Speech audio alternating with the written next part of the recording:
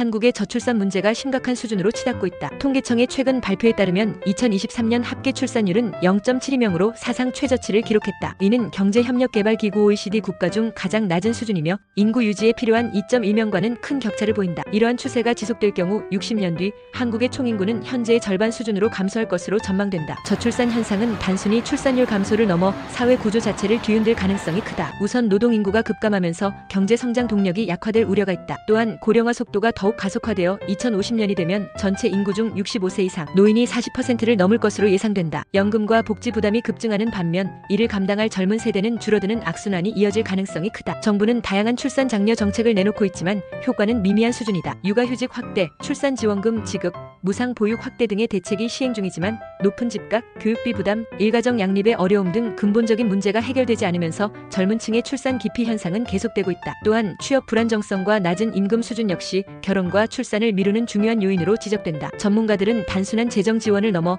사회 구조 전반의 개혁이 필요하다고 주장한다. 특히 주거 문제 해결, 경력 단절 방지, 일자리 안정성 확보 등의 정책이 함께 추진되지 않으면 출산율 반등을 기대하기 어렵다는 분석이다. 한편 일부 선진국에서는 저출산 극복을 위한 다양한 정책이 성공을 거두고 있다. 프랑스는 양육 부담을 줄이기 위해 유연근무제와 남성 육아휴직을 적극 지원했고, 스웨덴은 부모 모두가 육아에 적극적으로 참여할 수 있도록 출산휴가 제도를 정비했다. 한국도 단순한 금전적 지원을 넘어 실질적인 사회 변화를 유도하는 정책이 필요하다는 지적이 나온다. 현 상황이 지속된다면 2085년 한국의 인구는 2600만 명 수준으로 감소할 것으로 예측되며, 이는 국가 경쟁력과 사회 안정성에도 심각한 영향을 미칠 가능성이 크다. 저출산 문제 해결을 위한 전면적인 개혁이 시급한 시점이다.